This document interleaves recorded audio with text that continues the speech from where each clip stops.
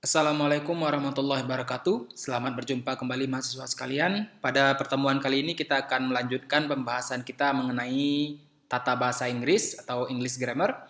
Kita akan membahas mengenai conditional sentences. Baik, kali ini kita akan berbicara mengenai sebuah kalimat kompleks yang kita kenal dengan istilah conditional sentence, di mana kalimat ini nantinya terdiri dari sebuah condition, syarat ya. Kemudian ini biasanya dalam bentuk subordinate clause. Kemudian ada hasilnya, ya, resultnya, dan biasanya dalam bentuk main clause.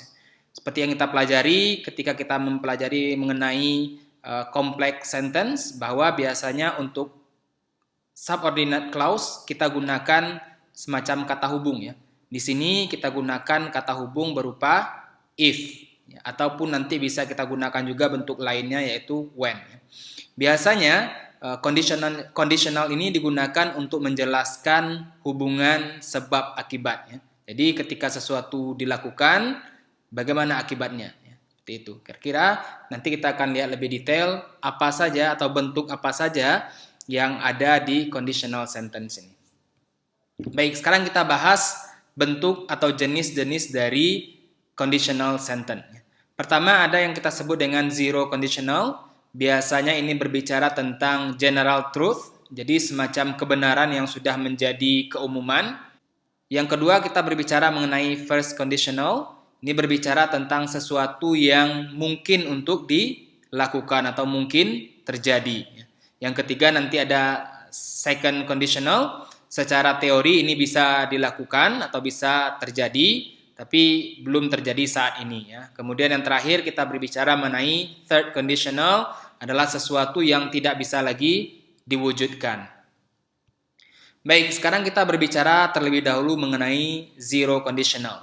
Ini biasanya untuk membicarakan tentang sesuatu yang sifatnya berupa kebenaran ya. Kebenaran yang sudah berterima secara umum ataupun berupa fakta-fakta ilmiah yang terjadi dalam kehidupan kita sehari-hari. Kemudian dia tidak terikat pada waktu tertentu. Misalnya apa? Kita ambil contoh di sini, jika kita panaskan air maka dia akan mendidih. Itu kan sudah menjadi sebuah fakta atau sudah menjadi general truth. Kemudian untuk membentuk zero conditional ini maka sangat sederhana sekali caranya, kita cukup menggunakan if atau when. Kemudian kita tambahkan simple present, kemudian diikuti dengan bentuk simple present berikutnya. Misalnya kita ambil contoh yang tadi, if you heat water enough, it boils. Jika kita panaskan air, maka dia akan mendidih. When you leave milk out long enough, it goes bad. Kalau kita biarkan susu tertinggal beberapa lama, maka dia akan rusak. If we burn paper, it becomes ash. Jika kita bakar kertas, maka dia akan menjadi abu. Jadi ini adalah bentuk conditional yang general truth, yang selalu terjadi. Berikutnya ada first conditional. Ini untuk menyatakan sesuatu yang mungkin terwujud. Mungkin terwujud di masa yang akan datang. Artinya kita mungkin akan melakukannya. It's talking about specific time and event. Kemudian juga biasanya berhubungan dengan future. Kita berbicara sekarang, conditionalnya dalam bentuk yang akan datang.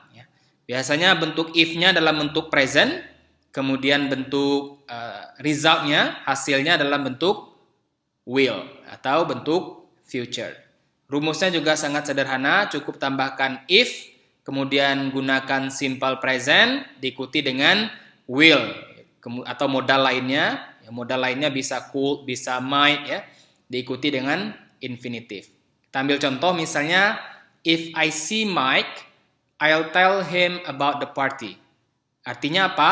Ya, mungkin saja dia akan berjumpa Mike di masa yang akan datang. Maka dia akan menceritakan tentang party atau mengabarkan tentang pesta tersebut. Ya. Artinya masih ada kemungkinan untuk terjadi. Kemudian, if you get home before me, can you put the chicken in the oven? Ya, artinya ini juga masih bisa terjadi ya. Kemudian biasanya Anda juga bisa menggunakan when selain if. Tapi ya maknanya sedikit berbeda tentunya ya jika kita menggunakan when. Ya. When I go to the shop, I'll get some milk. Ya. Jadi ini biasanya gunakan when untuk sesuatu yang sudah kita rencanakan. Berarti mungkin Anda sudah rencanakan bahwa Anda akan pergi ke toko, maka Anda akan membeli susu. Tapi kalau if itu biasanya belum kita rencanakan, andai saja seperti itu ya. Oke, cukup jelas mengenai first conditional. Berikutnya ada second conditional atau bentuk kedua dari conditional. Ini biasanya untuk menceritakan sesuatu yang telah terjadi tapi kemungkinan terjadinya masih ada walaupun sangat kecil ya. Biasanya untuk menyatakan pengandaian. Contohnya if I inherited $1 billion, I will travel to the moon.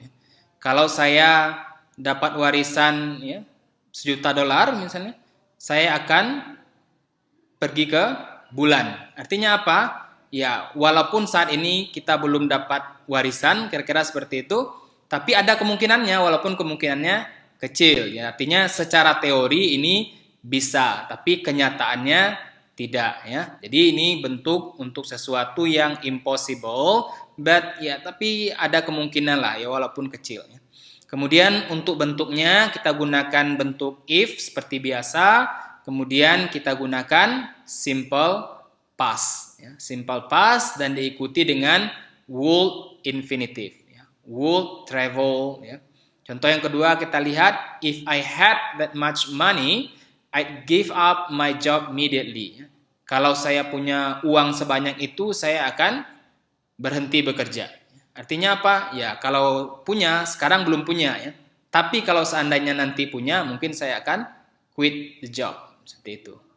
Oke, kemudian ada catatan di sini Anda lihat bahwa untuk simple past di sini ada saya tandai dengan bintang bahwa jika verbnya adalah bentuk to be dan pronounnya adalah orang pertama singular, maka atau orang kedua ya, maka kita gunakan bentuk were bukan was. Ya, misalnya apa? If I were you, seharusnya kan karena ini I seharusnya was, tapi karena khusus untuk conditional ini, maka kita bisa kecualikan if I were you, I'd take a holiday.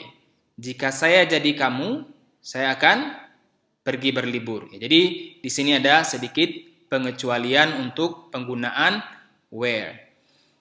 Oke, terakhir kita akan bahas bentuk yang ketiga dari conditional, yaitu conditional yang digunakan untuk sesuatu yang tidak bisa terwujud sama sekali. Jadi tidak ada kemungkinan untuk terjadi, ya karena kejadiannya sudah lewat. Biasanya ini kita gunakan untuk penyesalan. Ya, biasanya untuk penyesalan kita bisa gunakan bentuk third conditional atau conditional bentuk ketiga ini. Ya. Kemudian bentuk secara struktur kita gunakan if, kemudian ada past perfect, kemudian diikuti dengan would dan past participle dengan have. Ya. If I had studied harder, I could have gone to a better university. Ya. Jika saja saya belajar lebih keras atau lebih rajin, maka saya bisa masuk universitas yang lebih baik. Jadi di sini Anda lihat ini adalah bentuk penyesalannya. Artinya dia tidak belajar serius, ya tidak belajar dengan keras sehingga dia tidak masuk ke better university. If I had cleaned the house, I could have gone to the movies. Ya. Jika saja saya membersihkan rumah, maka saya akan pergi di bioskop. Jadi di sini kita lihat bahwa pada kenyataannya dia tidak membersihkan rumah, sehingga dia menyesali perbuatannya. Akhirnya dia tidak bisa pergi ke bioskop. Jadi intinya di sini sesuatu yang sudah terjadi dan biasanya kita sesali. Contoh yang ketiga, ya. If I hadn't eaten so much, I wouldn't have felt sick. Ya, kalau saja saya tidak makan terlalu banyak, maka saya tidak akan merasa sakit. Ya. Tapi kenyataannya dia makan terlalu banyak sehingga dia sakit. Ya. Oke, jadi cukup jelas ya. Nanti kita simpulkan dari masing-masing bentuk itu. Intinya pada bagian yang ketiga ini kita gunakan biasanya untuk penyesalan. Oke, sekarang kita summary, ya, kita ringkas apa yang telah kita bicarakan tadi, bahwa secara umum ada 3 bentuknya. Satu lagi ada kita kenal dengan zero, ya, zero conditional, karena dia tidak ada perubahan bentuk di sana. Kita menggunakan cukup simple saja, kemudian kita sudah bisa membuat bentuk kondisionalnya. Sementara ini kita lihat ada variasinya, bentuk positif dan negatif ya. Bentuk yang pertama misalnya if I study, I will pass the exam. Artinya di sini dia ada kemungkinannya lulus ya kalau dia masih ada waktu untuk belajar sehingga dia mungkin saja lulus ya. Kemudian di sini ya bentuk negatifnya hampir sama. Kemudian ada bentuk yang bisa kita contracted ya, kita pendekkan ya, will jadi I'll ya, ataupun nanti Anda bisa pindahkan ya ke depan. Bentuk if-nya kita kebelakangkan, bentuk result-nya kita kedepankan. I will pass the exam if I study. Oke, cukup jelas ya ini. Kemudian bentuk kedua tadi conditional untuk menyatakan sesuatu yang secara teori bisa terjadi, tapi ya kemungkinannya mungkin kecil ya. If I studied ya, jika saya belajar, I will pass the exam. Artinya apa? Dia mungkin tidak belajar ya, kemarin, tapi hasil ujiannya belum keluar nih ya.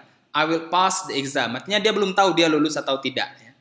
Tapi dia menyatakan ini sesuatu kemungkinan yang mungkin terjadi ya.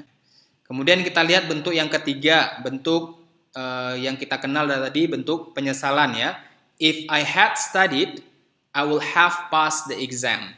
Kalau saja saya belajar, saya akan lulus ujian atau saya pasti akan lulus ujian. Artinya di sini dia tidak belajar dan hasil ujiannya telah keluar atau hasilnya sudah diketahui. Dia tidak lulus mungkin ya di sini ya. Jadi hasilnya sudah diketahui sehingga dia menyesali. Kalau yang kedua tadi hasilnya belum diketahui. Oke, cukup jelas mengenai kondisional ini. Mudah-mudahan nanti Anda bisa terapkan dalam membangun sebuah kalimat dan tentunya dalam berkomunikasi. Terima kasih atas perhatiannya. Assalamualaikum warahmatullahi wabarakatuh.